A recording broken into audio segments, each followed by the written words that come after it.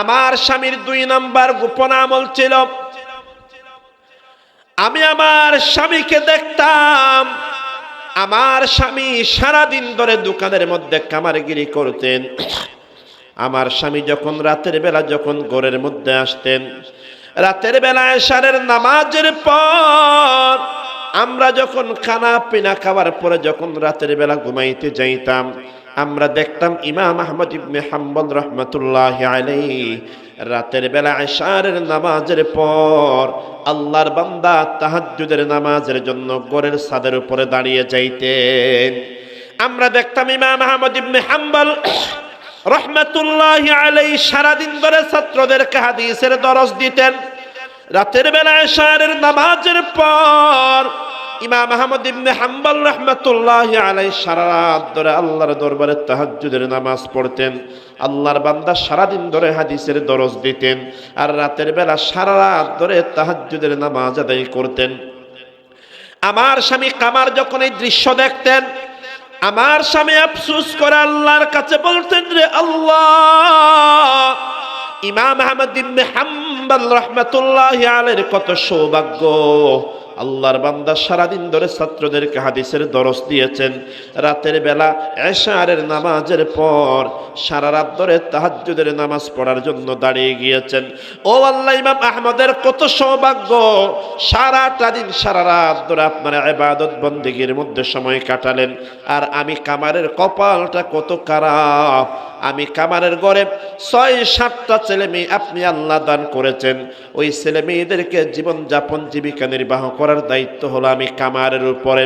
এজন্য আমাকে সারাদিন দোকানের মধ্যে কামারগিরি করতে হয়, রাতের বেলা আমি ইবাদত করতে পারি না, কারণ রাতের বেলা ইবাদত করলে দিনের বেলা কাজ করব কেমনে।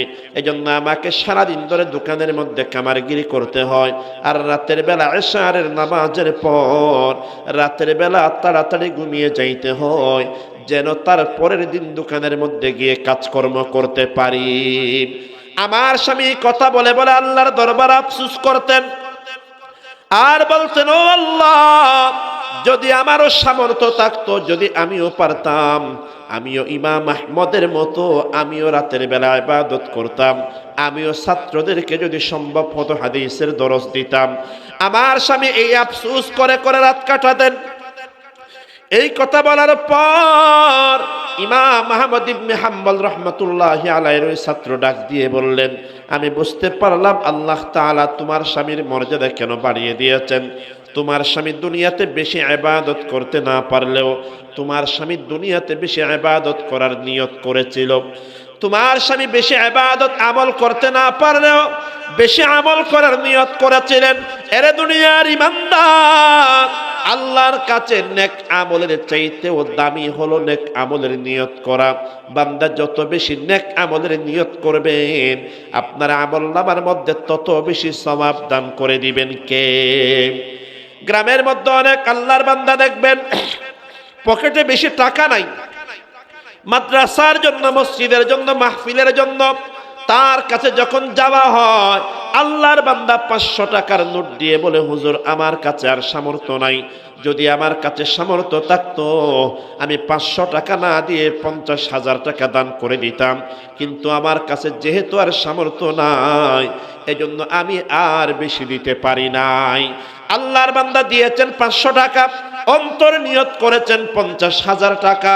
আল্লাহর নবী বললেন, নিয়াতুল মুমিনি খায়রুম মিন আমালি, ইমানদারের নিয়ত, ইমানদারের ভালো আমলের নিয়ত করে এটা আমলের চাইতে ভালো। ওই বান্দা 500 টাকা দান করার পরেও কিয়ামতের ময়দানে ওই বান্দা 500 টাকার সওয়াব পাবে না, বরং ওই বান্দাকে 50,000 টাকা দান করার সওয়াব আল্লাহ তাআলা দুনিয়ার জমিনে দান করে দিবেন। সুবহানাল্লাহ বলেন না? আল্লাহ তাআলা কত বড় মেহেরবান, খেয়াল করে দেখেন। নবীজি হাদিসের মধ্যে ইরশাদ করেছেন, দুনিয়ার মধ্যে আমার কোন উম্মত কোন ভালো আমল করার নিয়ত যখন করবে, মাহফিলের মধ্যে বসে বসে নিয়ত করেছে আমি প্রতিদিন এই আমলটা করব, নেক আমলটা করব, আল্লাহর পয়গম্বর বলেন, বান্দা যখন নেক আমল করার নিয়ত করবে, আল্লাহ তাআলা ফেরেশতাকে ডাক দিয়ে বলবেন, ও ফেরেশতা, আমার বান্দা একটা নেক আমল করার নিয়ত করেছে, বান্দা ওই নেক আমলটা না করলেও আল্লাহ তাআলা ওই বান্দার আমলনামার মধ্যে একটা নেক আমলের সওয়াব লিখে দিবেন। ফেরেশতা বলবেন আল্লাহ বান্দা তো এখনো নেক আমলটা করে নাই। আল্লাহ বলবেন নেক আমল না করলেও নিয়ত করার কারণে বান্দার আমলনামার মধ্যে একটা সওয়াব লিখে দাও। এরপরে বান্দা যখন ওই নেক আমলটা করে ফেলবে, ওই নেক আমলটা করার পর আল্লাহ তাআলা বলবেন আরেকটা সওয়াব লিখে দাও। আবার আল্লাহ বললেন মান জাআ বিল হাসানাতি ফালাহু আশরু আমসালিহা। দুনিয়াতে একটা নেক আমল করবেন, একটার বিনিময়ে 10টা নেকি এবং সওয়াব দান করে দিবেন কে? আর যখন দুনিয়ার জমিনে কোন বান্দা খারাপ কাজের নিয়ত করলো, মাহফিলে আসার পর বান্দা নিয়ত করে বসা আছে, আখিরি মুনাজাত যখন হবে অনেক আল্লাহর বান্দা কান্না করবে। ওই বান্দা কান্না করার সময় তার পকেটটা যখন ঢিলেঢালা হয়ে যাবে, আমি সামনের মানুষটার পকেট থেকে মোবাইলটা চুরি করে নিয়ে যাব। এই খারাপ নিয়ত করেছে মাহফিলে আসার পরে। খারাপ নিয়ত করার পর আল্লাহ তাআলা ফেরেশতারে ডাক দিয়ে বলবেন আমার বান্দা খারাপ কাজের নিয়ত করেছে, খারাপ কাজের নিয়ত করার সাথে সাথে বান্দার আমলনামার মধ্যে গুনাহ লিখবি না, অথচ ভালো আমল করার নিয়ত করার সাথে সাথে বান্দার আমলনামার মধ্যে আল্লাহ সওয়াব লিখে দিয়েছিলেন। কিন্তু গুনার নিয়ত করার সাথে সাথে আল্লাহ তাআলা গুনাহ লেখার জন্য ফেরেশতাদেরকে নিষেধ করে দিবেন। এরপরে বান্দা যখন শাহনগর ইসলামী সেবা সংস্থার মাহফিলের আখিরি মুনাজাতের সময় আরেকজন মানুষের মোবাইলটা চুরি করে নিয়ে ফেলল, গুনার কাজটা করার পর আল্লাহ ফেরেশতাকে আবার ডাক দিয়ে বলবেন আমার বান্দারা আমলনামার মধ্যে কোনো গুনাহ লিখবি না, একটু সবর কর, একটু অপেক্ষা কর, দেখ আমার বান্দা তাওবা করে কিনা। বান্দা দেখা গেল গুনাহ করার পরে তাওবা করে নাই, বরং গুনার কাজের সংখ্যা আরো বেড়ে যাচ্ছে। আল্লাহ তাআলা ফেরেশতারে ডাক দিয়ে বলবেন এরে আমার ফেরেশতা, আমার বান্দার আমলনামার মধ্যে শুধুমাত্র একটা গুনাহ লিখবি, এমন ভাবে একটা গুনাহ লিখবি আমার বান্দা যদি মরণের আগে যে কোনো সময় তাওবা করে সাথে সাথে গুনাহটাকে এমন ভাবে মুছে ফেলবি, আত্তাইবু মিনাজ যামবি কামান লা যামবালা, এমন ভাবে গুনাহটাকে মুছে ফেলবি যেন আমার বান্দা জীবনেও কোনোদিন সেই গুনাহটা করে না। সুবহানাল্লাহ। হামদ হাই সবে তেরি জাতে কিবরিয়া কি ওয়াসতে, হামদ হাই সবে তেরি জাতে কিবরিয়া কি ওয়াসতে, और दरूद नात है खत्मुल अंबिया की वास्ते, पाक कर दुल्मात इस्या से इलाही दिल मेरा, कर मुनव्वर नूर इरफा से इलाही दिल मेरा, शिरक इस्यान दलालत से बचा कर ऐ करीम, कर हिदायत मुझे को अब राहे सिराते मुस्तकीम। सुब्हानक ला इल्म लना इल्ला मा अल्लमतना इन्नक अंतल अलीमुल हकीम। रब्बि इश्रह ली सदरी वयस्सिर ली अमरी वाहलुल उक़दतम मिन लिसानी यफ़क़हू क़ौली।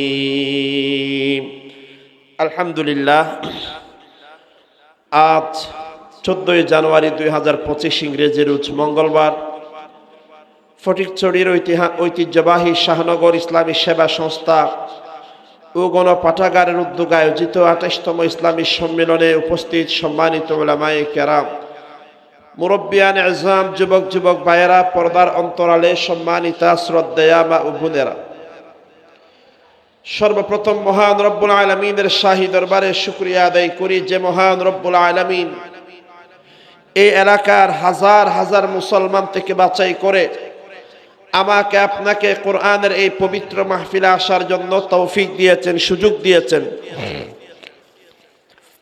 এজন্য আমরা সবাই মহান মালিকুর দরবারে শুকরিয়া আদায় করে জবান খুলে বলি আলহামদুলিল্লাহ। একটু মোহাব্বতের আওয়াজ নিয়ে বলেন দেখি, আমাকে আপনাকে কোরআনের মাহফিলে আসার জন্য তৌফিক দিয়েছেন যিনি, তিনি হলেন কে? একটু বড় আওয়াজ দিয়ে বলেন, তিনি হলেন কে? আল্লাহ তাআলা যদি তৌফিক না দিতেন আমি আপনি আসতে পারতাম না। যে আল্লাহ আমাদেরকে আসার জন্য তৌফিক দিয়েছেন, সুযোগ দিয়েছেন, আমরা আরেকবার সেই মহান মালিকের দরবারে উচ্চ কণ্ঠে হৃদয়ের গভীর থেকে চিৎকার দিয়ে আল্লাহর দরবারে শুকরিয়া আদায় করে বলি আলহামদুলিল্লাহ। প্রিয় হাজিরিন, এই ধরনের মাহফিলে যখন কোন আল্লাহর বান্দা আসে, এই জায়গাটা বছরের 12 মাস দুনিয়ার একটা সাধারণ জায়গা, একটা মাদ্রাসার মাঠ, কিন্তু আল্লাহর নবী বললেন দুনিয়ার কোন জায়গায় যখন আল্লাহর কোরআনের তিলাওয়াত করা হয়, আল্লাহর বড়ত্বের আলোচনা করা হয়, জিকির আজকার করা হয়, ওই জায়গাটা দুনিয়ার কোনো সাধারণ জায়গা থাকে না, বরং ওই জায়গাটা জান্নাতের টুকরা হয়ে যায়। বলেন সুবহানাল্লাহ। এজন্য বাজারে ঘাটে রাস্তাঘাটে আমাদের যত ভাইয়েরাও যত দাঁড়িয়ে আছি, সময় নষ্ট করছি, আল্লাহ তাআলা যেন আমাদের সকলকে কোরআনের মাহফিলের প্যান্ডেলে এসে বসে নসিহত শুনে নিজেদের জীবনকে যেন দামি বানাতে পারি। আল্লাহ আমাদের সবাইকে সে তৌফিক দান করেন। জবান খুলে বলেন আমিন। আমি আপনাদের সামনে কোরআনুল কারীমের সূরাতুল আনফালের 3টা আয়াত তিলাওয়াত করেছি। এই আয়াতের মধ্যে আল্লাহ তাআলা ইমানদারের 5টি কোয়ালিটির কথা আল্লাহ বর্ণনা করেছেন। ইমানদারের 5টি বৈশিষ্ট্যের কথা, গুণের কথা আল্লাহ তাআলা বর্ণনা করেছেন। এবং আল্লাহ তাআলা এটাও জানিয়ে দিয়েছেন এই 5টি গুণ দুনিয়ার যে মুসলমানের ভিতরে থাকবে, আমি আল্লাহ ওই মুসলমানকে, ওই ইমানদারকে দুনিয়াতে এবং আখিরাতে 3টা পুরস্কার দান করব। বলেন সুবহানাল্লাহ।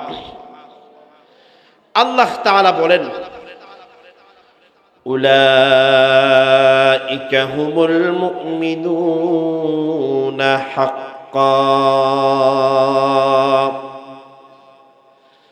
আল্লাহ তাআলা সূরাতুল আনফালের মধ্যে দুনিয়ার ইমানদারদেরকে লক্ষ্য করে বললেন, ও আমার ইমানদার বান্দা, দুনিয়ার জমিনে যাদের ভিতরে 5টি গুণ পাওয়া যাবে, যাদের ভিতরে 5টি কোয়ালিটি যোগ্যতা পাওয়া যাবে, আমি আল্লাহ তাআলা ঘোষণা দিলাম ওই বান্দারা হলো আমি আল্লাহর কাছে নির্ভেজাল এবং খাঁটি ইমানদার। ওই বান্দারা হলো আমি আল্লাহর কাছে নির্ভেজাল ইমানদার। তাদের ঈমানের মধ্যে কোনো ভেজাল নাই, 2 নাম্বারই নাই। এই ইমানদারদের জন্য আমি আল্লাহ তাআলা দুনিয়ার জমিনে 3টা পুরস্কারের ঘোষণা দিলাম। 1 নাম্বার পুরস্কার আল্লাহ তাআলা বলেন লাহুম দারাজাতুন ইনদা রাব্বিহিম ওয়া মাগফিরাতুন ওয়া রিজকুন কারীম। ওই ইমানদারদের জন্য 1 নাম্বার পুরস্কার হলো দারাজাত।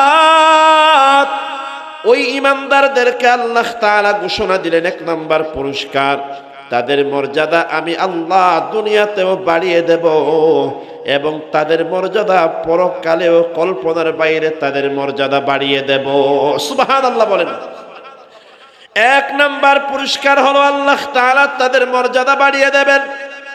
ও দুনিয়ার মুসলমান, দুনিয়ার মধ্যে দেখবেন দুনিয়ার মানুষ সম্মান অর্জন করার জন্য, মর্যাদা অর্জন করার জন্য লাখ লাখ কোটি কোটি টাকা খরচ করে, কিন্তু ভালো করে জেনে রাখবেন দুনিয়ার মধ্যে টাকার মাধ্যমে যে সম্মান অর্জন করা যায়, এই সম্মান কিন্তু চিরস্থায়ী হয় না। যতক্ষণ পর্যন্ত ক্ষমতার মধ্যে থাকবেন ততক্ষণ আপনার সম্মান থাকবে। যেই দিন আপনার ক্ষমতা চলে যাবে, ওই দিন দুনিয়ার কোনো মানুষ আপনাকে সালাম পর্যন্ত দিবে না। আল্লাহ তাআলা জানায়া দিলেন, ও আমার বান্দা, যদি আমি আল্লাহর বলে দেওয়া 5টা গুণ যদি তুমি অর্জন করতে পারো, আমি আল্লাহ ওয়াদা করলাম তোমাকে দুনিয়াতেও সম্মানের মালিক বানায়া দেব, পরকালেও চিরস্থায়ী সম্মানের মালিক আমি আল্লাহ তাআলা বানায়া দেব। এ ফটিকছড়ির মুসলমান ভাইয়েরা, পর্দার আড়ালের মা বোনেরা, এটার প্রমাণ আল্লাহ তাআলা আমাদেরকে দেখিয়ে দিয়েছেন। এই বছর, গত বছর আগস্টের সময়, 5 আগস্টের সময় যারা 15-16 বছর ধরে বাংলার জমিনে ক্ষমতার মধ্যে ছিল মুসলমান, এদের ক্ষমতা যখন চলে গেল, ক্ষমতা চলে যাওয়ার পর যারা এত বছর ধরে ক্ষমতার মসনদের মধ্যে ছিল, ক্ষমতা চলে যাওয়ার পর দুনিয়ার মানুষ তাদেরকে সম্মান করবে দূরের কথা, বরং তারা সুন্দরভাবে বাংলার জমিন থেকে পালানোর সুযোগ পর্যন্ত তাদেরকে দেওয়া হয় না। ঠিক কিনা বলেন না? কত এমপি মন্ত্রীরা পালিয়ে যাওয়ার সময়, চুরি করে পালিয়ে যাওয়ার সময় গ্রেফতার হয়ে গেছে। কত বড় বড় এমপি মন্ত্রীরা জেলখানার মধ্যে আছে। বোঝা গেল দুনিয়ার মধ্যে যেই সম্মান আপনি আজকে অর্জন করবেন, আগামীকাল সেই সম্মান কিন্তু আপনার নাও থাকতে পারে। এজন্য আল্লাহ তাআলা 1 নাম্বার পুরস্কারের ঘোষণা দিলেন, লাহুম দারাজাতুন ইনদা রাব্বিহিম ওয়া মাগফিরাতুন ওয়া রিজকুন কারীম। 2 নাম্বার পুরস্কার আল্লাহ তাআলা বললেন, ওয়া মাগফিরা, ও বান্দা, দুনিয়ার জমিনে যদি তুমি 5টি গুণ অর্জন করতে পারো, আমি আল্লাহ তোমার জন্য ওয়াদা করলাম, আমি আল্লাহ দুনিয়ার তোমার যাবতীয় গুনাহ খাতাগুলো আমি আল্লাহ ক্ষমা করে দেব। সুবহানাল্লাহ বলেন না? ও ফটিকছড়ির মুসলমান ভাইয়েরা, দুনিয়ার মধ্যে যারা মুসলমান আছে, আমরা যারা আল্লাহর উপরে ঈমান এনেছি, এই দুনিয়ার জমিনে তো আমি আপনি অসংখ্য গুনাহ করেছি, তার মধ্যে কোনো সন্দেহ নাই। দুনিয়ার মধ্যে এমন কোন মুসলমান পাওয়া যাবে না যে গুনাহ করে নাই, কারণ আল্লাহর নবী ইরশাদ করেছেন, কুল্লু বানি আদম খাত্তাউন ওয়া খায়রুল খাত্তাইনাত তাওয়াবুন। আল্লাহর পয়গম্বর ইরশাদ করেন, দুনিয়াতে যত মানব সন্তান আছে, আম্বিয়ায়ে কেরাম ব্যতীত সমস্ত মানুষরা গুনাহ করেছে, তার মধ্যে কোনো সন্দেহ নাই। আল্লাহর নবী তারপরে বললেন, দুনিয়ার জমিনে যারা গুনাহ করার পর যারা আল্লাহর দরবারে তাওবা করে, তারাই হলো দুনিয়ার মধ্যে সবচাইতে উত্তম মানুষ। সুবহানাল্লাহ। তাহলে দুনিয়ার জমিনে মানুষ গুনাহ করবে, আল্লাহ তাআলা বললেন, ও আমার বান্দা, গুনাহ করার পরে তোমাকে চিন্তা করতে হবে না।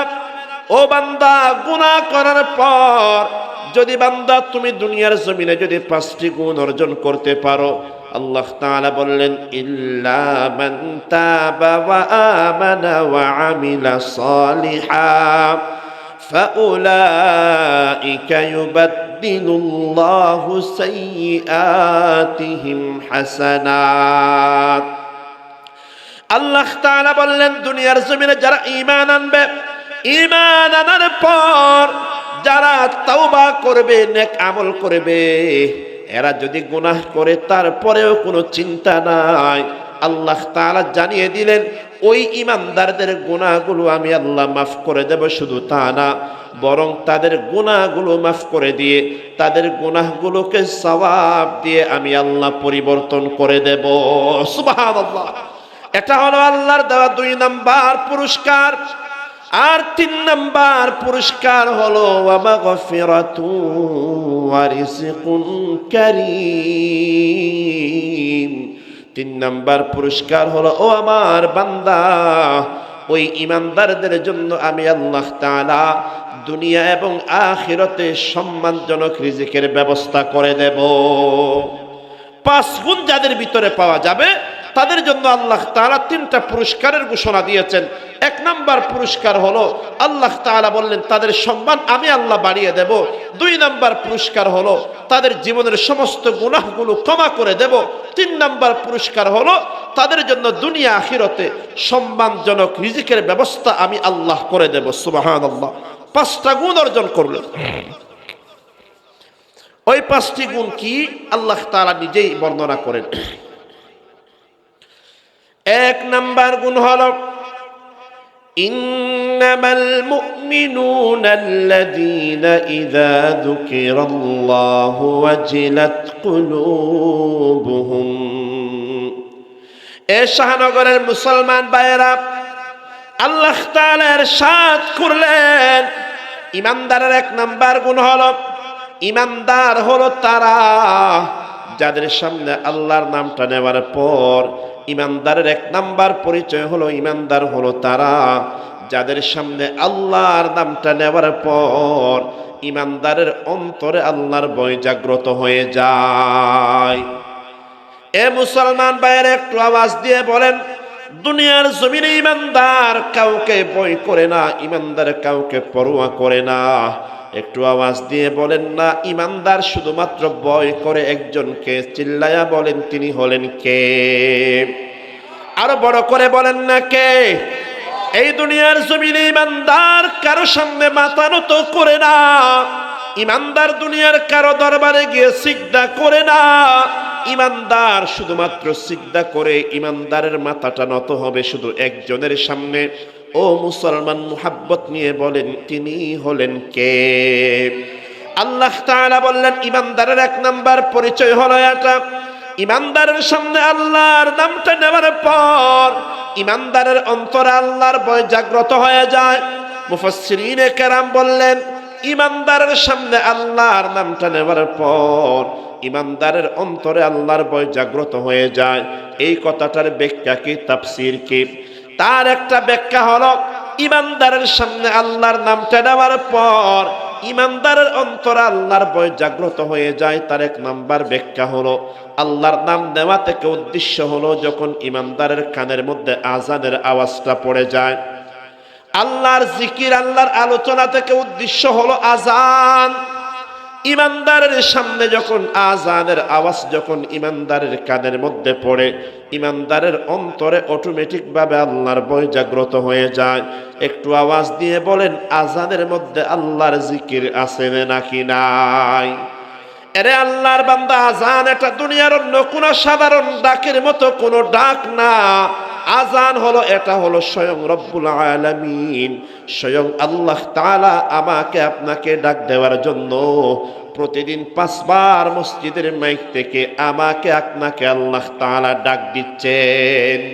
এরে দুনিয়ার মুসলমান, দুনিয়ার জমিনে দেখবেন এমন কিছু নামদারি মুসলমান আছে, দুনিয়ার জমিনে এমন কিছু বুদ্ধিজীবী আছে, এমন কিছু সুশীল সমাজের মানুষ আছে যাদের কাছে আজানের আওয়াজটা ভালো লাগে না। যারা বলেছে, বাংলাদেশে একজন বিখ্যাত কবি ছিলেন, নাম হলো শামসুর রহমান। এই বেটা বলেছিল আজানের আওয়াজ নাকি তার কাছে বেশ্যা নারীর আওয়াজের মতো লাগে। বড় করে বলেন নাউজুবিল্লাহ, আরো বড় করে বলেন না নাউজুবিল্লাহ। আজানের আওয়াজ নাকি তাদের কাছে বেশ্যা নারীর আওয়াজের মতো লাগে। এরে ফটিকছড়ির মুসলমান, আপনাদের শাহনগর কেন্দ্রীয় জামে মসজিদের মধ্যে যখন আজান হয়, দেখবেন রাস্তার মধ্যে কতগুলা কুত্তা কুকুর থাকে। আজানের আওয়াজটা শোনার পর দেখবেন কুকুরগুলা গেউ গেউ করতে থাকে। ঠিক না বলেন না? আজান দিলে কুকুরগুলা চুপ থাকে না, গেউ গেউ করে। আজানের আওয়াজ কুকুরের সহ্য হয় না। বোঝা গেল দুনিয়ার জমিনে যাদের কাছে আজানের আওয়াজ ভালো লাগে না, যারা আজানের আওয়াজকে বেশ্যা নারীর আওয়াজের সাথে তুলনা করেছে, আল্লাহর কসম তারা দেখতে শুনতে আমার মতো আপনার মতো মানুষ মনে হলেও তাদের কাছে যদিও বা 2টা হাত, 2টা পা, 2টা চোখ আছে, একটা মানুষের শারীরিক গঠন আকৃতি সবগুলা আছে, কিন্তু আল্লাহর কোরআন বলে যাদের কাছে ধর্মের জিনিস ভালো লাগে না, এরা দেখতে শুনতে মানুষ মনে হলেও আল্লাহ বলেন এরা মানুষ না, এরা হলো রাস্তার কুত্তা কুকুর আর শুয়োরের চাইতেও খারাপ। আপনি খেনা বড় করে বলেন। আল্লাহ তাআলা এটাই বলেছেন, উলাইকা কাল আনআমি বাল হুম আদাল উলাইকা হুমুল গাফিলুন। আল্লাহ তাআলা বলেন যাদেরকে আমি আল্লাহ চোখ দেওয়ার পরেও ধর্মের জিনিসগুলা যারা দেখে না, আমি আল্লাহ যাদেরকে ব্রেন দেওয়ার পরেও ধর্মের বিষয়গুলা বুঝে না, আমি আল্লাহ যাদেরকে দুনিয়ার সব কিছু বোঝার ক্ষমতা দেওয়ার পর যারা ধর্মের বিষয়গুলো বুঝে না, উলাইকা কাল আনআম, আল্লাহ বললেন তারা হলো চতুষ্পদ জানোয়ারের মতো। আল্লাহ এরপরে উন্নতি নিয়ে বললেন বালহুম আদল, এরা তো কুকুরের মতো শুয়োরের মতো না, বরং এরা কুকুরের চাইতে শুয়োরের চাইতেও খারাপ। আপনি খেনা বড় করে বলেন না। এজন্য দুনিয়ার মুসলমান ইমানদারের পরিচয় হলো এটা, আজানের আওয়াজ শোনার পর ইমানদারের অবস্থার মধ্যে পরিবর্তন হয়ে যায়। শেরে খুদা সাইয়্যিদুনা আলী ইবনে আবি তালিব রাদিয়াল্লাহু তাআলা আন, উনি যখন মুসলমানদের আমিরুল মুমিনিন হয়েছেন, মুসলমানদের প্রেসিডেন্ট হওয়ার পর হযরত আলী রাদিয়াল্লাহু তাআলা আনহুর দরবারে যারা কর্মচারী ছিলেন তারা বর্ণনা করেছেন, আমরা দেখতাম অনেক সময় হযরত আলী রাদিয়াল্লাহু তাআলা আন যখন সরকারি প্রশাসনিক কাজের মধ্যে ব্যস্ত থাকতেন, আমরা দেখতাম অনেক সময় হযরত আলী কাজের মধ্যে স্বাভাবিকভাবে ব্যস্ত আছেন। কাজের মধ্যে ব্যস্ত থাকার সময় অনেক সময় হযরত আলীর কানের মধ্যে যখন আজানের আওয়াজ যখন পড়তো, আমরা দেখতাম হযরত আলীর চেহারার কালারটা পরিবর্তন হয়ে যেত। যে আলী এতক্ষণ স্বাভাবিকভাবে কাজকর্মের মধ্যে ছিলেন, আজানের আওয়াজ শোনার পর আমরা দেখলাম ওনার চেহারার কালারটা পরিবর্তন হয়ে গেছে। আমরা প্রশ্ন করলাম, ও আমিরুল মুমিনিন, এতক্ষণ আপনি স্বাভাবিক ছিলেন, আজানের আওয়াজটা শোনার পর আপনার চেহারার কালার কেন পরিবর্তন হয়ে গেল? এই প্রশ্ন করার পরে সাইয়্যিদুনা আলী ইবনে আবি তালিব জবাব দিয়ে বললেন, ও দুনিয়ার মুসলমান, তোমরা আজানটারে দুনিয়ার সাধারণ আওয়াজ মনে করো, কিন্তু আমি মনে করি আজান এটা দুনিয়ার কোনো সাধারণ আওয়াজ না, বরং আমি আলী মনে করি এই আজান হলো আমার রব্বুল আলামিন, আমার আল্লাহ তাআলার কুদরতি আওয়াজের নাম হলো আজান। সুবহানাল্লাহ। মুসলমান, আমি আপনাদেরকে একটা ঘটনা শোনাই। চার মাযহাবের এক ইমাম, দুনিয়াতে যেই চারটা মাযহাবকে আল্লাহ তাআলা কবুল করেছেন, যেই চার মাযহাব সারা দুনিয়ার মধ্যে ছড়িয়ে পড়েছে, ছিটিয়ে আছে, আমরা হলাম হানাফি মাযহাবের অনুসারী, শাফিঈ, হাম্বলি, মালিকি মাযহাব। এই চারটা মাযহাব সারা দুনিয়ার মধ্যে ছড়িয়ে ছিটিয়ে আছে। চার মাযহাবের এক মাযহাবের নাম হলো হাম্বলি মাযহাব। এই হাম্বলি মাযহাবের ইমামের নাম হলো ইমাম আহমদ ইবনে হাম্বল রাহমাতুল্লাহি আলাইহি। জগৎ বিখ্যাত একজন মুহাদ্দিস, জগৎ বিখ্যাত একজন আলেম, মুজাহিদ ফি সাবিলিল্লাহ। এত বিশাল একজন মুহাদ্দিস ছিলেন, হাদিসের জগতের বিখ্যাত একটা কিতাব রচনা করেছেন, নাম হলো মুসনাদ আহমদ ইবনে হাম্বল। 52 খণ্ডের বিশাল কিতাব, 40,000-এর চাইতে বেশি হাদিস উনি ওনার কিতাবের মধ্যে সংকলন করেছেন। এত বড় জবরদস্ত একজন মুহাদ্দিস ছিলেন, এত বড় মুজাহিদ ছিলেন। উনি ওই জামানার জালেম বাদশার সামনে দাঁড়ায়া জালেম বাদশার জুলুমের বিরুদ্ধে প্রতিবাদ করেছেন। ওনার নাম হলো আহমদ ইবনে হাম্বল রাহমাতুল্লাহি আলাইহি। ও ফটিকছড়ির মুসলমান, যুগে যুগে আল্লাহ তাআলা এমন কিছু আল্লাহর বান্দা দুনিয়ার জমিনে রাখবেন, যারা ওই সময়ের জালেমের বিরুদ্ধে হক কথা বলতে যারা বিন্দু পরিমাণ বই পাবে না, এমন আলেম যুগে যুগে আল্লাহ তাআলা দুনিয়ার জমিনে রাখবে। ঠিক না বলেন না? গত জালেম সরকারের আমলে পুরো বাংলাদেশের মধ্যে যখন সবার জবান বন্ধ হয়ে গিয়েছিল, কারো জবান দিয়ে যখন হক কথা বের হতো না, এমন সময় আল্লাহ তাআলা হাটহাজারের জমিন থেকে একজন আল্লাহর ওলি নাস্তিকদের বিরুদ্ধে, নবীর দুশমনদের বিরুদ্ধে একটা ডাক দিয়েছিলেন। যে আল্লাহর বান্দার নাম ছিল আহমদ শফি রাহমাতুল্লাহি আলাইহি, হাটহাজারি মাদ্রাসার সাবেক মহাপরিচালক, আল্লাহর বান্দা আল্লামা শাহ আহমদ শফি রাহমাতুল্লাহি আলাইহি, এবং ওনার সাথে যিনি ছিলেন তিনি আপনাদের ফটিকছড়ির সন্তান, হাটহাজারি মাদ্রাসার সাবেক যিনি শাইখুল হাদিস ছিলেন আল্লামা জুনাইদ বাবুনগরী রাহমাতুল্লাহি আলাইহি সহ আল্লাহর বান্দারা এমন একটা ডাক দিয়েছিলেন, ওই আল্লাহর বান্দাদের ডাকে সারা বাংলাদেশ থেকে লাখ লাখ নবী প্রেমিক মুসলমানেরা শাপলা চত্বরে সমবেত হয়েছিল। ঠিক না বড় করে বলেন না? মুসলমান এই যুগে যুগে এমন আল্লাহর বান্দা জমিনে থাকবে, হক কথা বলার মতো মানুষ জমিনের মধ্যে থাকবে।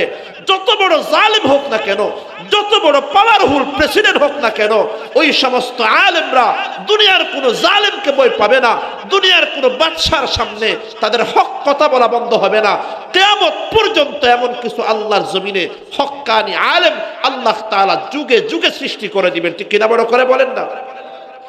এখন যদি দুনিয়ার নাস্তিকরা মনে করে আল্লামা আহমদ শফী মারা গেছেন, আল্লামা জুনাইদ বাবনগরী ইন্তেকাল করেছেন, আল্লামা মুফতি আব্দুল হালিম বুখারী ইন্তেকাল করেছেন, এই সমস্ত বাকগুলা দুনিয়ার থেকে বিদায় হয়ে গেছে, এখন বুঝি আল্লাহর জমিনে নাস্তিকবাদ কায়েম করার জন্য ষড়যন্ত্র করতে পারবে? আল্লাহর কসম, তারা ভুল ধারণার মধ্যে আছে।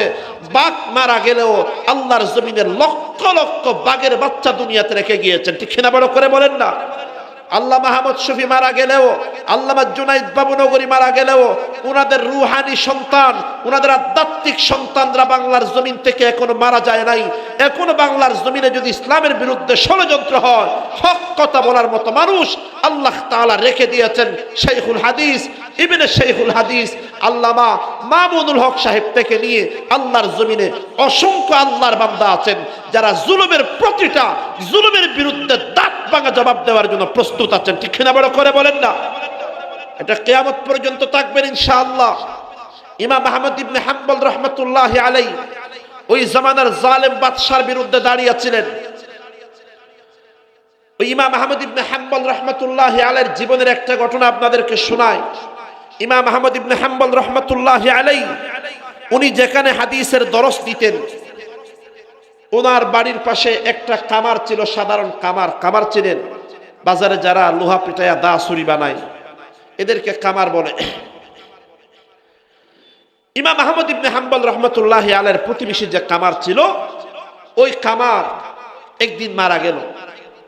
মারা যাওয়ার পরে ইমাম আহমদ ইবনে হাম্বল রাহমাতুল্লাহি আলাইহির এক ছাত্র রাত্রিবেলা স্বপ্নের মধ্যে দেখলেন যে আল্লাহ তাআলা ওই কামারের জীবনের সমস্ত গুনাহগুলা মাফ করে দিয়ে কামারকে জান্নাত দান করে দিয়েছেন। বলেন সুবহানাল্লাহ। তবে এর চাইতে বড় আশ্চর্যের বিষয় ছিল, আল্লাহ শুধু কামারকে ক্ষমা করে দিয়েছেন তা না, বরং কামারকে আল্লাহ তাআলা জান্নাতে ইমাম আহমদ ইবনে হাম্বলের সাথী হওয়ার তৌফিক দিয়ে দিয়েছেন। বলেন না সুবহানাল্লাহ। চিন্তা করে দেখেন, কোথায় চার মাযহাবের একজন শ্রেষ্ঠ ইমাম, ইসলামের ইতিহাসের অবিসংবাদিত ইমাম, জবরদস্ত মুহাদ্দিস, মুজাহিদ ফি সাবিলিল্লাহ, আর কোথায় একজন সাধারণ কামার, কোথায় আমার মতো আপনার মতো সাধারণ মুসলমান, আর কোথায় বড় পীর আব্দুল কাদের জিলানী রাহমাতুল্লাহি আলাইহি, খাজা বাইজিদ বুস্তামি, নিজামুদ্দিন আউলিয়ার মতো বিশ্ববিখ্যাত আল্লাহর ওলিরা। চিন্তা করে দেখেন, রাত্রে বেলা ছাত্র এই স্বপ্ন দেখার পরে রাতের বেলা আর ঘুম হয় না। ফজরের নামাজের পর দৌড়ে দৌড়ে কামারের বাড়িতে চলে গেলেন। কামারের বাড়িতে যাবার পর আল্লাহর বান্দা কামারের স্ত্রীকে প্রশ্ন করতে লাগলেন, ও কামারের স্ত্রী, আমি আপনার কাছে অনেক দূর থেকে একটা বিষয় জানার জন্য এসেছি। কামারের স্ত্রী বললেন, কি জানার জন্য এসেছেন? কামারের স্ত্রী প্রশ্ন করার পর ওই ছাত্র ডাক দিয়ে বললেন, ও কামারের বিবি, গত রাতে আমি স্বপ্নের মধ্যে দেখেছি আল্লাহ তাআলা তোমার স্বামীর জীবনের গুনাহগুলো মাফ করে দিয়েছেন। শুধু তোমার স্বামীর জীবনের গুনাহগুলো মাফ করে দিয়েছেন তা না, বরং কামারকে আল্লাহ তাআলা জান্নাতের মধ্যে ইমাম আহমদ ইবনে হাম্বলের সাথী হওয়ার তৌফিক দান করে দিয়েছেন। ও কামারের বিবি, তুমি আমাকে বলো দেখি, তোমার স্বামীকে আল্লাহ তাআলা এত মহান মর্যাদা কেন দান করলেন? তোমার স্বামী দুনিয়ার জমিনে এমন কি স্পেশাল আর গোপন আমল করতেন, তোমার স্বামী দুনিয়াতে এমন কি দামি আমল করতেন, যেই কারণে আল্লাহ তাআলা তোমার স্বামীকে এত বড় মর্যাদা দান করে দিয়েছেন? ইমাম আহমদ ইবনে হাম্বলের ছাত্র এই প্রশ্ন করার পর কামারের স্ত্রী ডাক দিয়ে বললেন, ও আল্লাহর বান্দা, আমার স্বামী ছিলেন দুনিয়ার একজন সাধারণ কামার। আমার স্বামীর কোনো স্পেশাল আমলের কথা আমি জানি না, আমার স্বামীর গোপন কোনো আমলের কথা আমি জানি না। আমি দেখতাম আমার স্বামী সারাদিন ধরে দোকানের মধ্যে কামারগিরি করতেন, কাজকর্ম করতেন, আর 5 ওয়াক্ত আজান হওয়ার পরে নামাজ আদায় করতেন। আমার স্বামীর কোনো গোপন আমলের কথা আমার জানা নাই। ওই কামারের স্ত্রী যখন এই কথা বললেন, ওই ছাত্র ডাক দিয়ে বললেন, না না না, তোমার স্বামীর এমন কোন গোপন আমল অবশ্যই আছে যে গোপন আমলের কারণে আল্লাহ তাআলা তোমার স্বামীর জীবনের গুনাহগুলো মাফ করে দিয়ে তোমার স্বামীকে জান্নাতের মধ্যে তো মহান মর্যাদা আল্লাহ দান করে দিয়েছে। ওই ছাত্র যখন বারবার জোরাজুরি করতে লাগলো, কামারের স্ত্রী অনেকক্ষণ চিন্তা ভাবনা করার পরে ডাক দিয়ে বললেন, ও আল্লাহর বান্দা, তুমি যেহেতু বারবার জোরাজুরি করছো, এজন্য শুনো, আমি তোমাকে আমার স্বামীর দুইটা গোপন আমলের কথা বলতে চাই। এক নাম্বার, আমার স্বামীর গোপন আমল ছিল, আমি আমার স্বামীকে দেখতাম, আমার স্বামী সারাদিন ধরে দোকানের মধ্যে কামারগিরি করতেন, দা বানাইতেন, চুরি বানাইতেন, কিন্তু আমি অনেক সময় দেখতাম আমার স্বামী যখন দোকানের মধ্যে কাজকর্ম করতেন, অনেক সময় আমার স্বামীর কানের মধ্যে আজানের আওয়াজ আসতো। আমি আমার স্বামীকে দেখতাম, আমার স্বামী আজানের আওয়াজটা শোনার পর অনেক সময় লোহাটারে সামনের দিকে নিয়ে যাওয়ার জন্য এসেছেন। এমন সময় যখন মাথার উপরে লোহা আছে, লোহাটাকে সামনের দিকে আঘাত করার জন্য যখন নিয়ে যাবেন, এমন সময় যখন আজানের আওয়াজ যখন আমার স্বামীর কানের মধ্যে পড়তো, আমি দেখতাম আমার স্বামী লোহাটার সামনের দিকে নিতেন না, বরং লোহাটাকে পিছনের দিকে নিক্ষেপ করে আমার স্বামী কাপড়টা নিয়ে মসজিদের দিকে দৌড় মেরে যাইতেন। আমি আমার স্বামীকে অনেকবার প্রশ্ন করেছিলাম, ও আমার আদরের স্বামী, আমি আপনাকে দেখে আজান হওয়ার পর লোহাটাকে সামনের দিকে না নিয়ে পিছনের দিকে নিক্ষেপ করে কেন মসজিদের মধ্যে নামাজ পড়তে চলে যান? অথচ আজানের 20 মিনিট পরেই তো জামাত হবে, আজানের 15 মিনিট পরেই তো জামাত হবে। আপনি চাইলে কাজটা পরিপূর্ণ করার পর তারপরেও তো মসজিদে আপনি যাইতে পারতেন। আজান হওয়ার সাথে সাথেই কেন দৌড়ে মসজিদে চলে যাইতে হয়? আমি আমার স্বামীকে প্রশ্ন করার পর আমার স্বামী আমাকে জবাবে বলেছিল, ও আমার আদরের স্ত্রী, আমি আজান শোনার পর দুনিয়ার কোনো কাজকর্ম না করে কেন মসজিদে চলে যাই, তার কারণটা শুনে নাও। আমি মসজিদে যাওয়ার কারণ হলো, আমি যখন কাজ করতেছি এমন সময় যখন আমার কানের মধ্যে আজান পড়লো, আমি দৌড়ে দৌড়ে তাড়াহুড়া করে মসজিদে যাওয়ার কারণ হলো, আমি যদি আমার ঘরের ভিতরে থাকি, এমন সময় এলাকার মেম্বার চেয়ারম্যান যদি আমারে ডাক দেয়, মেম্বার চেয়ারম্যানের ডাক শোনার পর আমি 1 মিনিট ঘরের মধ্যে বসে থাকবো না, মেম্বার চেয়ারম্যানের ডাকে সাড়া দেওয়ার জন্য দৌড়ে দৌড়ে যাব। আর আমার এলাকার এমপি মন্ত্রী যদি, দেশের প্রেসিডেন্ট যদি আমাকে ঘরের বাইরে থেকে ডাক দেয়, আমি প্রেসিডেন্টের ডাকটা শোনার পর আর 1 মিনিট ঘরের মধ্যে বসে থাকবো না, প্রেসিডেন্টের ডাকে সাড়া দেওয়ার জন্য আমি দৌড়ে দৌড়ে চলে যাব। আমার স্বামী আমার ডাক দিয়ে বললেন, ও আমার বিবি, চিন্তা করে দেখো, দুনিয়ার একজন সাধারণ মেম্বার চেয়ারম্যান এমপি মন্ত্রীর ডাকে সাড়া দেওয়ার জন্য আমি দৌড়ে দৌড়ে গেলাম, অথচ আমাকে যিনি মসজিদের মাইক দিয়ে আল্লাহু আকবার বলে যিনি আমাকে ডাক দিয়েছেন, তিনি দুনিয়ার কোনো সাধারণ মেম্বার চেয়ারম্যান না, তিনি দুনিয়ার সাধারণ কোনো এমপি মন্ত্রী না, বরং তিনি হলেন আহকামুল হাকিমিন, সমস্ত রাজাদের রাজা যে আল্লাহ, সমস্ত বাদশাদের বাদশা যে আল্লাহ, ওই আল্লাহ আমাকে মসজিদের মাইক দিয়ে আমাকে ডাক দিয়েছেন। ওই আল্লাহর ডাকটা শোনার পর দুনিয়ার আর কোনো কাজকর্ম আমি কেমনে করব? সুবহানাল্লাহ বলেন না। আমার স্বামী আমাকে 1 নাম্বার এই কারণটা বলেছেন, এটা ছিল আমার স্বামীর 1 নাম্বার গোপন আমল। ও ফটিকছড়ির মুসলমান, চিন্তা করে দেখেন, একজন সাধারণ কামার হওয়ার পরেও তার চিন্তা চেতনা কত উন্নত মানের ছিল। এখন আমি আপনি নিজেকে একটু প্রশ্ন করে দেখি, অনেক সময় আমি আপনি যখন দোকানের চায়ের দোকানে বসা থাকি, আজানের আওয়াজ আমার আপনার কানের মধ্যে পড়ে যায়, আমি যখন দোকানের ব্যবসা বাণিজ্যের মধ্যে ব্যস্ত আছি, এমন সময় অনেক সময় আজানের আওয়াজ আমার কানের মধ্যে পড়ে যায়। এরে আল্লাহর বান্দা, চিন্তা করে দেখেন না, আজানের আওয়াজটা শোনার পর আমার মধ্যে আপনার মধ্যে কোনো পরিবর্তন আসে নাকি? আজানের আওয়াজ শোনার পর যদি আমি দোকান বন্ধ করে মসজিদে যাইতে পারি, আজানের আওয়াজ কানে পড়ার পর দুনিয়ার যাবতীয় কার্যক্রম বন্ধ করে যদি আমি মসজিদের মধ্যে যাইতে পারি, আল্লাহর কসম আমার মা বোনেরা যদি আজানের আওয়াজটা শোনার পর ঘরের যাবতীয় কাজকর্ম বন্ধ করে যদি যাই নামাজে দাঁড়িয়ে যাইতে পারে, আল্লাহ তাআলা বললেন তাদের মর্যাদা বাড়িয়ে দেওয়ার ওয়াদা করেছেন কে? ইমাম আহমদ ইবনে হাম্বল রাহমাতুল্লাহি আলাইহির ছাত্র জবাব দিয়ে বললেন, ও কামারের বিবি, আমি এই মাত্রই বুঝতে পেরেছি আল্লাহ তাআলা তোমার স্বামীর মর্যাদা কেন বাড়িয়ে দিয়েছেন। আল্লাহ তো বলেছিলেন ইমানদারের পরিচয় হলো এটা, ইমানদারের কানের মধ্যে যখন আজানের আওয়াজ পড়বে, যারা আজানের আওয়াজটা শোনার পর যাদের অন্তরে আল্লাহর ভয় সৃষ্টি হয়ে যাবে, যারা দুনিয়ার কাজকর্ম বন্ধ করে দিয়ে মসজিদের দিকে যাইতে পারবে, তাদের সম্মান এবং মর্যাদা বাড়িয়ে দেবার ওয়াদা করেছিলেন কে?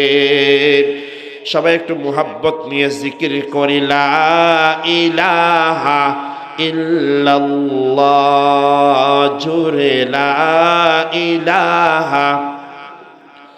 আপনারা কি ঘর থেকে আসার সময় কসম করে আসছেন যে বড় আওয়াজে কোনো কথা বলবেন না? এখানে কথা বললে বউর উপর 3 তালাক হয়ে যাবে, এমন কসম করে আসছেন কেউ ভাই?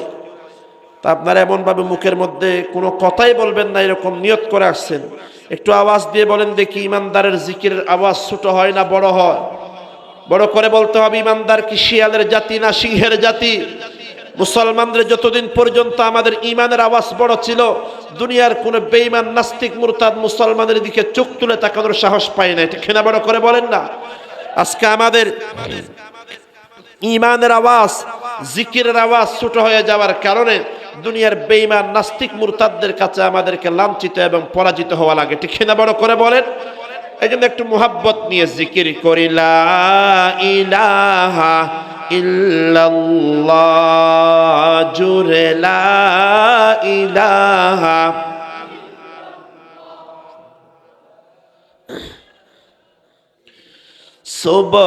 সুবহানাল্লাহ ওয়ালহামদুলিল্লাহ, জোরে লা ইলাহা ইল্লাল্লাহ, লা ইলাহা।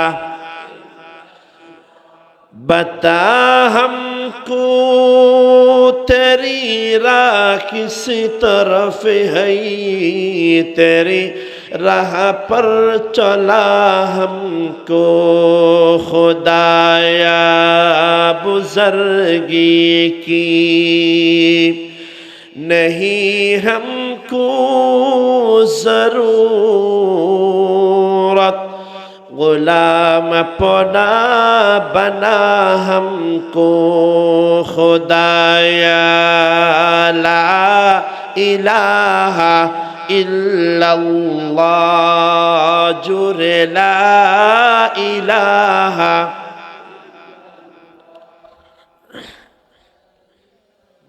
क्यों नहीं बुज़ुर्गी नब सकी ख्वाहिश अफसोस, तकब्बुर से बचा हमको खुदाया, ला इलाहा इल्लल्लाह, जुरे ला इलाहा।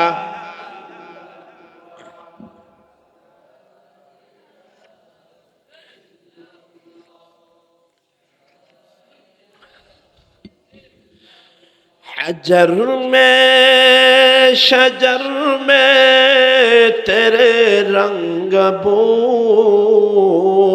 है, जिधर देखता हो इधर तो ही तो है, ला इलाहा इल्लल्लाह, जुरे ला इलाहा।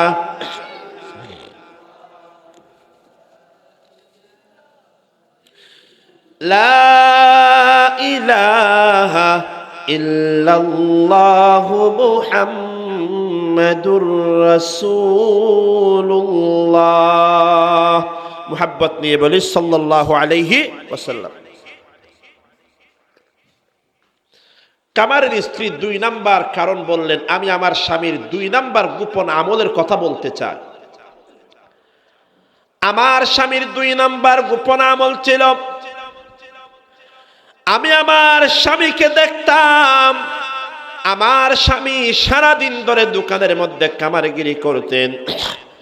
আমার স্বামী যখন রাতের বেলা যখন ঘরের মধ্যে আসতেন, রাতের বেলা এশারের নামাজের পর আমরা যখন খানা পিনা খাওয়ার পরে যখন রাতের বেলা ঘুমাইতে যাইতাম, আমরা দেখতাম ইমাম আহমদ ইবনে হাম্বল রহমতুল্লাহি আলাইহি রাতের বেলা এশারের নামাজের পর আল্লাহর বান্দা তাহাজ্জুদের নামাজের জন্য ঘরের ছাদের উপরে দাঁড়িয়ে যাইতেন।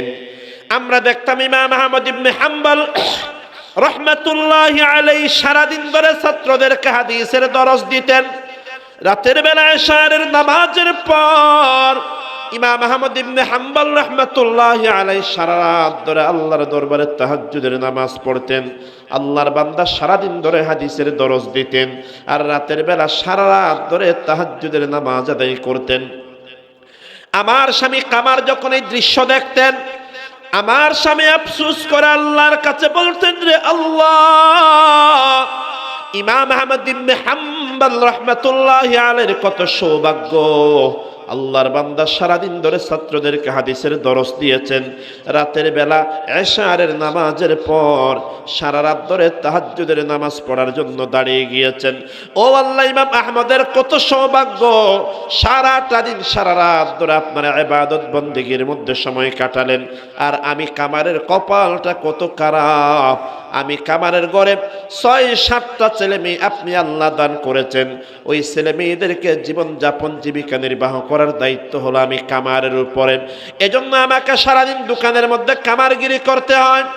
রাতের বেলা আমি ইবাদত করতে পারি না, কারণ রাতের বেলা ইবাদত করলে দিনের বেলা কাজ করব কেমনে? এজন্য আমাকে সারাদিন ধরে দোকানের মধ্যে কামারগিরি করতে হয়।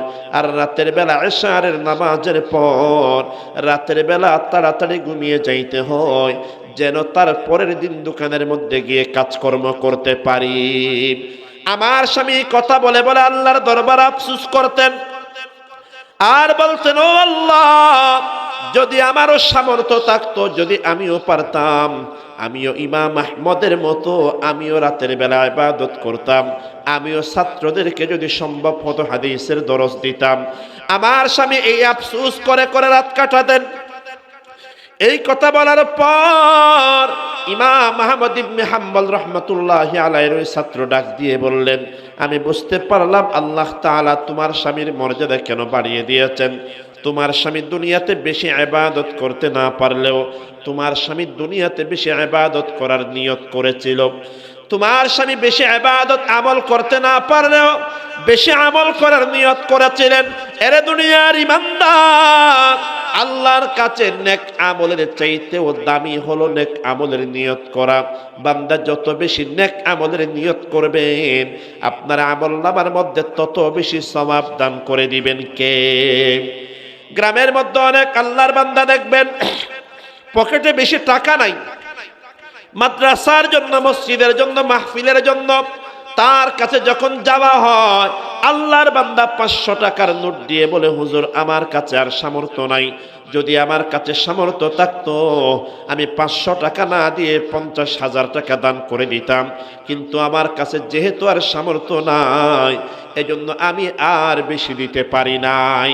আল্লাহর বান্দা দিয়েছেন 500 টাকা, অন্তর নিয়ত করেছেন 50,000 টাকার। আল্লাহর নবী বললেন, নিয়াতুল মুমিনি খায়রুম মিন আমালি, ইমানদারের নিয়ত, ইমানদারের ভালো আমলের নিয়ত করে এটা আমলের চাইতে ভালো। ওই বান্দা 500 টাকা দান করার পরেও কিয়ামতের ময়দানে ওই বান্দা 500 টাকার সওয়াব পাবে না, বরং ওই বান্দাকে 50,000 টাকা দান করার সওয়াব আল্লাহ তাআলা দুনিয়ার জমিনে দান করে দিবেন। সুবহানাল্লাহ বলেন না? আল্লাহ তাআলা কত বড় মেহেরবান, খেয়াল করে দেখেন। নবীজি হাদিসের মধ্যে ইরশাদ করেছেন, দুনিয়ার মধ্যে আমার কোন উম্মত কোন ভালো আমল করার নিয়ত যখন করবে, মাহফিলের মধ্যে বসে বসে নিয়ত করেছে আমি প্রতিদিন এই আমলটা করব, নেক আমলটা করব, আল্লাহর পয়গম্বর বলেন বান্দা যখন নেক আমল করার নিয়ত করবে, আল্লাহ তাআলা ফেরেশতাকে ডাক দিয়ে বলবেন, ও ফেরেশতা, আমার বান্দা একটা নেক আমল করার নিয়ত করেছে।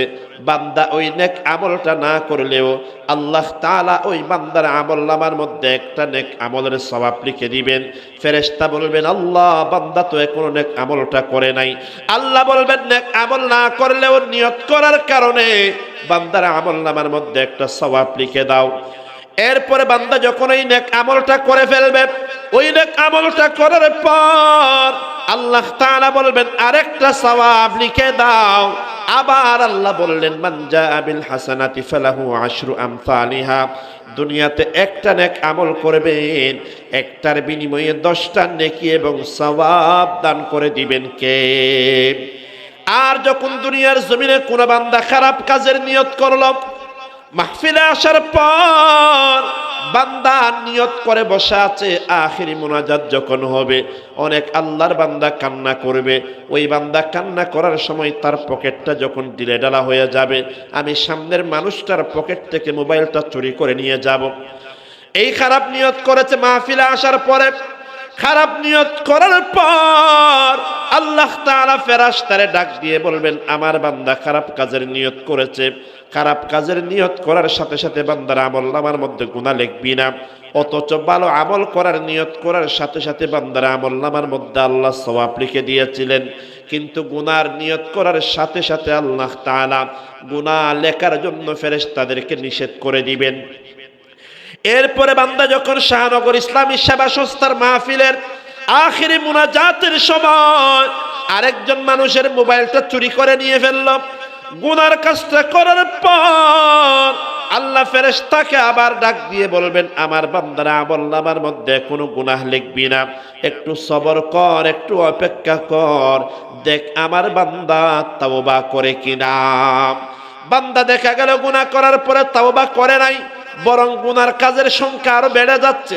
আল্লাহ তাআলা ফেরেশতারে ডাক দিয়ে বলবেন, এরে আমার ফেরেশতা, আমার বান্দার আমলনামার মধ্যে শুধুমাত্র একটা গুনাহ লিখবি, এমন ভাবে একটা গুনাহ লিখবি, আমার বান্দা যদি মরণের আগে যে কোনো সময় তাওবা করে সাথে সাথে গুনাহটাকে এমন ভাবে মুছে ফেলবি, আত্তাইবু মিনাজ যামবি কামাল্লা যামবালা, এমন ভাবে গুনাহটাকে মুছে ফেলবি যেন আমার বান্দা জীবনেও কোনোদিন সেই গুনাহটা করে না। সুবহানাল্লাহ। আল্লাহ ডাক দিয়ে বলেন, ইয়া আইয়ুহাল ইনসান মা গররাকা বিরাব্বিকাল কারীম।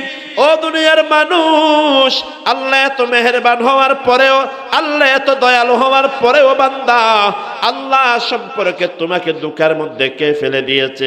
আল্লাহর কাছে এখনো কেন ফেরত আসো না বান্দা? এখনো কি বান্দা তওবা করার সময় হয় নাই? এজন্য মুসলমান বলছিলাম, ইমানদারের 5 গুণের মধ্যে 1 নাম্বার গুণ ছিল এটা, ইমানদারের কানের মধ্যে যখন আজানের আওয়াজ পড়ে, ইমানদারের অন্তরে আল্লাহর ভয় জাগ্রত হয়ে যায়। এই আয়াতের 2 নাম্বার ব্যাখ্যা হলো, ইমানদারের কানের মধ্যে যখন আল্লাহর জিকির পড়ে, ইমানদারের অন্তরে আল্লাহর ভয় জাগ্রত হয়ে যায়। এই কথার 2 নাম্বার ব্যাখ্যা হলো এটা, কোন মানুষ দুনিয়ার এমন কোন গোপন জায়গার মধ্যে আছে যেখানে বান্দাকে কেউ দেখতে পায় না, ওই মানুষটা চাইলে গুনাহ করতে পারে, দুনিয়ার কোনো পুলিশও দেখবে না, দুনিয়ার কোনো সিসি ক্যামেরার মধ্যেও রেকর্ড হবে না। বান্দা এমন গোপন জায়গার মধ্যে গুনাহ করার সময় বান্দার কানের মধ্যে যখন আল্লাহর নামটা পড়বে, ওই বান্দা শুধুমাত্র আল্লাহর নামটা পড়ার পর বান্দা যখন গুনার কাজটা ছেড়ে দিবে, ওই বান্দার মর্যাদাও বাড়িয়ে দিবেন কে? তিরমিজি শরীফের মধ্যে আল্লাহর নবী একটা ঘটনা বর্ণনা করেছেন। আল্লাহর পয়গম্বর বললেন, অতীতের যুগে বনি ইসরায়েলের মধ্যে এক মানুষ ছিল যার নাম ছিল কিফিল। আল্লাহর পয়গম্বর বললেন, দুনিয়াতে এমন গুনাহ ছিল না যে গুনাহ কিফিল করে নাই। সুদের গুনাহ করত, ঘুষের গুনাহ করত, এমন কি অসহায় নারীদের সাথে জেনা ব্যভিচার পর্যন্ত করত। আল্লাহর পয়গম্বর বললেন, একবার কিফিলের কাছে একজন মহিলা আসলেন। আসার পরে বললেন, ও কিফিল, ঘরের মধ্যে কয়েকদিন হয়ে গেছে রান্না করতে পারি না, ঘরের মধ্যে খাবার দাবার কিচ্ছু নাই, দয়া করে কিফিল আমাকে 100 টাকার কর্জ দাও। কিফিল ডাক দিয়ে বললেন, মহিলা তুমি জানো আমি দুনিয়ার মধ্যে কাউকে ফ্রিতে কর্জ দিই না, লোন দিই না। আমি যদি তোমাকে কর্জ প্রদান করি 1 মাস পরে ডাবল টাকা সুদ সহ আমারে ফেরত দিতে হবে। আর যদি ফেরত দিতে না পারো 1 মাস পরে তোমাকে আমার সাথে জেনার গুনাহ করতে হবে। নাউজুবিল্লাহ বলেন। হয়তো আমাকে ডাবল টাকা ফেরত দেওয়া লাগবে, আর নয়তো আমার সাথে জেনার গুনাহ করতে হবে। আল্লাহর নবী ইরশাদ করেছেন, কাদাল ফাকরু আন ইয়াকুনা কুফরা। দারিদ্রতা এমন একটা অভিশাপ, অনেক সময় মানুষ দরিদ্র হওয়ার কারণে কুফরি গুনাহ পর্যন্ত করে ফেলে। এরে আল্লাহর বান্দা খবর নিয়ে দেখেন না, এই যে পার্বত্য চট্টগ্রাম আছে, বান্দরবন, হাগড়াছড়ি, লামা আলী কদম নাইক্ষ্যংছড়ি এলাকা, গভীর পাহাড়ি এলাকার মধ্যে অসংখ্য মুসলমানেরা প্রতিদিন ইসলাম ধর্ম ছেড়ে দিয়ে খ্রিস্টান হয়ে যাচ্ছে একমাত্র অভাবের কারণে। আল্লাহর নবী বললেন, কাদাল ফাকরু আন ইয়াকুনা কুফরা। অনেক সময় মানুষ দারিদ্রতার কারণে, অভাবের কারণে কুফরি গুনাহ পর্যন্ত করে ফেলে। ওই মহিলাও অভাবের কারণে কিফিলের প্রস্তাবে রাজি হয়ে গেল। মহিলা বললেন, ও কিফিল, 1 মাস পর তোমার টাকা ডাবল করে ফেরত দেওয়ার চেষ্টা করব। আর যদি টাকা ফেরত দিতে না পারি তাহলে আমি তোমার সাথে জেনার গুনাহ করার জন্য প্রস্তুত আছি। বড় করে বলেন না নাউজুবিল্লাহ। 1 মাস পরে যখন টাকা ফেরত দেওয়ার সময় হলো, ওই মহিলা কিফিলের বাড়িতে আসলেন। কিফিলের বাড়িতে আসার পর কিফিল ডাক দিয়ে বললেন, মহিলা আমার টাকাগুলা ফেরত দাও, আমার টাকাগুলা ফেরত দাও। এই কথা বলার পর কিফিল ডাক দিয়ে বললেন, ও মহিলা, আমার টাকা ফেরত দাও, না হলে আমার সাথে জেনার গুনাহ করো। ওই মহিলা কান্না করে করে বললেন, ও কিফিল, আমি তোমার জন্য টাকার ব্যবস্থা করতে পারি নাই। কিফিল ডাক দিয়ে বললেন, কোনো টেনশনের কারণ নাই, তাহলে তুমি আমার সাথে জেনার গুনাহ করার জন্য প্রস্তুত হয়ে যাও। ও শাহনগরের মুসলমান ভাইয়েরা, তখন কিফিল গিয়ে ঘরের দরজা জানালাগুলা বন্ধ করতে লাগলেন। দরজা জানালা যখন বন্ধ করতে লাগলেন, ওই সময় দেখলো ওই মহিলা দরজার আড়ালে দাঁড়ায়া, দেওয়ালের পাশে দাঁড়ায়া ওই মহিলার 2 চোখ দিয়ে টপ টপ করে পানি বের হওয়া আরম্ভ হয়ে গেছে। মহিলা যখন কান্না আরম্ভ করে দিয়েছে, কিফিল ডাক দিয়ে বললেন, ও মহিলা, কি ব্যাপার, তুমি কেন কান্না করো? আমি তো তোমাকে জেনা করার জন্য বাধ্য করি নাই। তখন মহিলা ডাক দিয়ে বললেন, কিফিল, কোনো সন্দেহ নাই, যদিও বা তুমি আমাকে জেনা করার জন্য বাধ্য করো নাই, কিন্তু আমি মনে মনে চিন্তার মধ্যে পড়ে গেছি যে গুনাহ করার জন্য তুমি আমাকে বলেছো, এটা এমন একটা জঘন্য গুনাহ যে গুনাহ জন্মের পর থেকে এই পর্যন্ত কোনোদিন আমি করি নাই। আমার মনে প্রচন্ড ভয় হচ্ছে রে কিফিল, এই জেনার গুনাহ করার পর যদি আমার মরণ হয়ে যায়, আমি যদি আল্লাহর আদালতে যাই, কিয়ামতের ময়দানে আমাকে জেনাখোরদের কাতারে দাঁড়াতে হবে। কিয়ামতের ময়দানে আল্লাহর আদালতে ব্যভিচারীদের কাতারে আমাকে দাঁড়াইতে হবে। আমি জানি না কিয়ামতের ময়দানে আমার হাসর যদি ব্যভিচারদের সাথে হয়, জেনাখোরদের সাথে আমার হাসর যদি হয়, ওই দিন আমি আল্লাহর আদালতে কেমনে দাঁড়াবো? এই কথা স্মরণ হওয়ার পর আমার চোখ দিয়ে পানি বের হওয়া আরম্ভ হয়ে গেছে। ফটিকছড়ির মুসলমান ভাইয়েরা, ওই মহিলাই বক্তব্য দেওয়ার পর হঠাৎ করে কিফিলের মনে একটা চিন্তা চলে আসলো। কিফিল মনে মনে বড় টেনশনের মধ্যে পড়ে গেল। কিফিল মনে মনে চিন্তা করতে লাগলো, ও আরশে আজিমের মালিক আল্লাহ, এই মহিলা দুনিয়ার মধ্যে কত কষ্টের মধ্যে আছে। মহিলার না আছে টাকা, না আছে ঘরবাড়ি। এই মহিলা এত অভাবের মধ্যে থাকার পরেও আপনি আল্লাহর সাথে নাফরমানি করে নাই। আর আমি কিফিলকে আপনি কত নিয়ামত দান করেছেন। আমি কিফিলকে দুনিয়ার ধন সম্পদ দিয়েছেন, প্রাচুর্য দিয়েছেন, দুনিয়ার কোনো অভাব আমি 2 চোখ দিয়ে কোনোদিন দেখি নাই। আমাকে এত নিয়ামত দেওয়ার পরেও আল্লাহ আমি কত বড় আপনার নাফরমানি করেছি। কিফিলের মনে এই চিন্তা আসার পর কিফিল ডাক দিয়ে বলল, ও মহিলা, যাও যাও, তোমাকে ক্ষমা করে দিলাম, তোমাকে আমার কর্জের টাকাও আদায় করতে হবে না, আমার সাথে জেনার গুনাহ করতে হবে না, তোমার সব কিছু আমি ক্ষমা করে দিয়েছি। সুবহানাল্লাহ বলেন না। এই কথা বলার পরে মহিলা চলে গেল। মহিলা চলে যাওয়ার পর কিফিল দরজা জানালা বন্ধ করে কান্না আরম্ভ করলেন। আল্লাহর কাছে মনে বড় লজ্জিত হলেন, অনুতপ্ত হলেন। ও মুসলমান, কিফিল এমন ভাবে অনুশোচনা অনুতপ্ত হয়ে গেলেন। ওই কিফিল এমন ভাবে কান্না আরম্ভ করলেন, ওই রাতেই কিফিলের মরণ হয়ে গেল। এরে দুনিয়ার যুবক ভাইয়েরা, যাদের বয়স এখনো 20 বছর 25 বছর হয়েছে, যুবকদেরকে যদি বলা হয় নামাজ পড়তে আসো, যুবক বলে না না, এত অল্প বয়সে কেন নামাজ পড়বো, এখনো তো আমি বুড়া হয় নাই, এখনো তো আমি আমার চুল দাড়িগুলো সাদা হয় নাই। ও যুবক, আপনি আমাকে বলেন না, আপনি যে 30 বছর পর্যন্ত হায়াত পাবেন, 40 বছর পর্যন্ত হায়াত পাবেন, আপনার দাড়ি চুলগুলা সাদা হওয়া পর্যন্ত আপনি হায়াত পাবেন, তার কোনো গ্যারান্টি আছে নাকি ভাই? মওত কাসিন কুল্লু নাসিন শারিবুন কবর বাইতিন কুল্লু নাসিন দাখিলুন মওত কুসাম জাহে গাফিল ইখতিতামে জিন্দগি در حقیقت موت ہے صبح دوام زندگی قدم سوئے مرقد نظر سوئے دنیا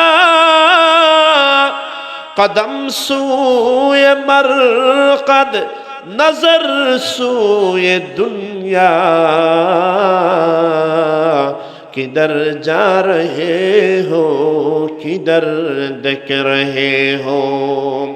এ দুনিয়ার মুসলমান, আমি 50 বছর পর্যন্ত হায়াত পাবো, দাড়ি চুলগুলা সাদা হওয়া পর্যন্ত হায়াত পাবো, আমি আমার নাতি নাতনিদেরকে বিয়ে হওয়া পর্যন্ত হায়াত পাবো, এই গ্যারান্টি দুনিয়ার কোনো বাপের বেটা দিতে পারবে নাকি ভাই? এরে আল্লাহর বান্দা, এই কথাগুলা বাদ দেন না। কত আল্লাহর বান্দা ছিলেন যারা গত বছর শাহনগর ইসলামী সেবা সংস্থা ও গণ আন্দোলনের মাহফিলে উপস্থিত হয়েছিলেন, এই বছর মাহফিলে আসতে পারে নাই, কবরের বাসিন্দা হয়ে গেছে, এমন হাজার হাজার আল্লাহর বান্দা আছেন নাকি নাই? এরে আল্লাহর বান্দা, 1 বছর 2 বছরের কথা বাদ দেন, আজকে রাত্রে ঘুমানোর পর আগামীকাল ফজরের সময় যে আমি আপনি জীবিত জাগ্রত হতে পারবো, তার কোনো গ্যারান্টি আছে নাকি? এরে দুনিয়ার যুবক ভাইয়েরা, কার কখন মরণ হয়ে যায় কেউ জানে না। ওই রাতে কিফিলের মরণ হয়ে গেল। কিফিল মারা যাওয়ার পর এলাকার মানুষ খুশি হয়ে গেল, বলল জালেমটা মারা গিয়েছে, ভালোই হয়েছে, জালেমটা মারা গিয়েছে, ভালোই হয়ে। দুনিয়ার মানুষ, দুনিয়ার মধ্যে দেখবেন মানুষ মারা যাওয়ার পর দুনিয়ার মানুষ 2 দলে বিভক্ত হয়ে যায়। কোন মানুষ যখন মারা যায় দেখবেন সমাজের মানুষ 2 দলে বিভক্ত হয়ে গেছে।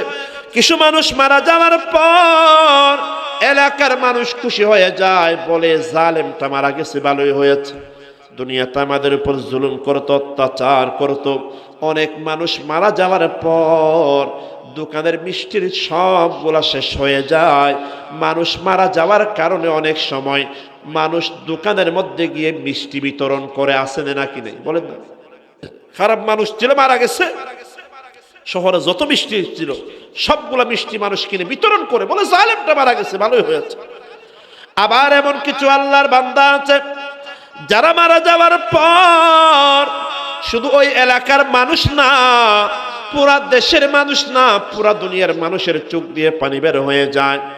যেমন আপনাদের এলাকার ও মুসলমান হাটহাজারের আল্লামা আহমদ শফি রহমতুল্লাহি আলাইহি, এরে আল্লাহর বান্দা আল্লামা, আপনাদের এলাকার কৃতি সন্তান আল্লামা জুনাইদ বাবুনগরী রহমতুল্লাহি আলাইহি সহ এই সমস্ত আল্লাহর ওলিদের ইন্তেকাল যখন হয়েছে, শুধু হাটহাজারী ফটিকছড়ির মানুষ না, সারা বাংলাদেশের মানুষ তাদের মৃত্যুতে আফসোস করে করে কান্না করেছে।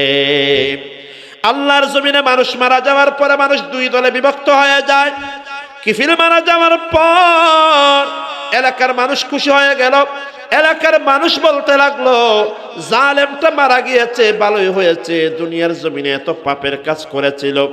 এই কথা বলার পরে কেউ কিফিলের বাড়িতে আর যায় না। সকালবেলা কিছু মানুষ যখন কিফিলের বাড়িতে গেল, কিফিলের বাড়িতে যাওয়ার পরে দেখলো কিফিলের বাড়ির দরজার মধ্যে বড় ভাবে আরবি অক্ষরে লেখা আছে। ওই আরবি লেখাটা দেখার পরে তারা বুঝলো এই লেখা দুনিয়ার কোনো মানুষের হাতের লেখা না, এই লেখাটা তো আসমানের নূরের তৈরি ফেরেশতাদের হাতের লেখা। যেখানে লেখা আছে ইন্নাল্লাহা কদ গফারা লিল কিফিল, আল্লাহ তাআলা এই কিফিলের জীবনের সমস্ত গুনাহগুলো মাফ করে দিয়েছেন। সুবহানাল্লাহ বলেন। ওই জামানার যিনি নবী ছিলেন তিনি আল্লাহর কাছে জিবরিলের মাধ্যমে প্রশ্ন করলেন, ও আরশে আজিমের মালিক আল্লাহ, এই কিফিল এত বড় নাফরমান ছিল, সুদের গুনাহ করেছে, ঘুষের গুনাহ করেছে, জিনা ব্যভিচারের গুনাহ করেছে। ও মাবুদ, এত গুনাহ করার পরেও তাকে মারা যাওয়ার পরে এত সম্মান কেন দিলেন? তার জীবনের সমস্ত গুনাহগুলো মাফ করে দেওয়ার ঘোষণা কেন দিলেন?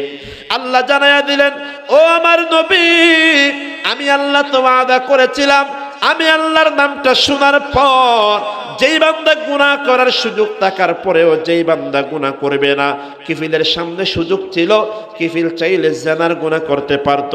কিফিল যে জিনার গুনাহ করে নাই, ব্যভিচারের গুনাহ করে নাই, একমাত্র আল্লাহ তাআলার বয়ে, আল্লাহ তাআলার বয়ে এই আমলটা আমি আল্লাহর কাছে এমন পছন্দ হয়েছে, এই একটা মাত্র আমলের কারণে আমি আল্লাহ কিফিলের জীবনের সমস্ত গুনাহগুলো মাফ করে দিয়েছি। সুবহানাল্লাহ বলেন। এজন্য এটাই হলো ইমানদারের এক নাম্বার পরিচয়।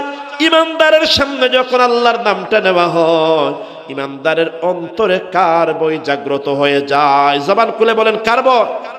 আল্লাহর বই।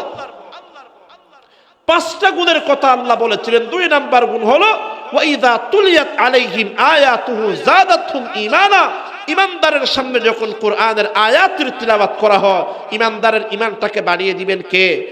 বড় করে বলেন না কে? 3 নাম্বার গুণ ওয়া আলা রাব্বিহিম ইয়াতাওয়াক্কালুন। ইমানদার সদা সর্বদা সর্ব অবস্থায় বিপদে আপদে দুর্যোগে দুর্বিপাকে মুসিবতে ইমানদার একজনের উপরে ভরসা করে আওয়াজ দিয়ে বলেন তিনি হলেন কে? ইমানদারের 4 নাম্বার গুণ হলো আল্লাযীনা ইউকিমুনাস সালাহ, যারা 5 ওয়াক্ত নামাজ কখনো মিস করে না, 5 ওয়াক্ত নামাজ যারা জামাতের সাথে আদায় করে। 5ম নাম্বার গুণ হলো ওয়া মিম্মা রাযাকনাহুম ইউনফিকুন। ইমানদার হলো তারা যারা আল্লাহর দেওয়া সম্পদ থেকে যাকাত আদায় করে। আল্লাহর দেওয়া সম্পদ থেকে যারা যাকাত আদায় করে, এই 5টা গুণ হলো ইমানদারের গুণ। আল্লাহ বলেছেন এই 5 গুণ যাদের ভিতরে থাকবে তারা হলো প্রকৃত নির্ভেজাল খাঁটি ইমানদার। সুবহানাল্লাহ বলেন। আল্লাহ তাআলা আমাকে আপনাকে সবাইকে এই 5টা গুণ অর্জন করে পরিপূর্ণ মুসলমান হয়ে অন্ধকার কবরে যাওয়ার তৌফিক আল্লাহ দান করেন। বড় করে বলেন আমিন। ওয়া মা আলাইনা ইল্লাল বালাগুল মুবিন ওয়া আখিরু দাওয়ানা আলহামদুলিল্লাহি রাব্বিল আলামিন।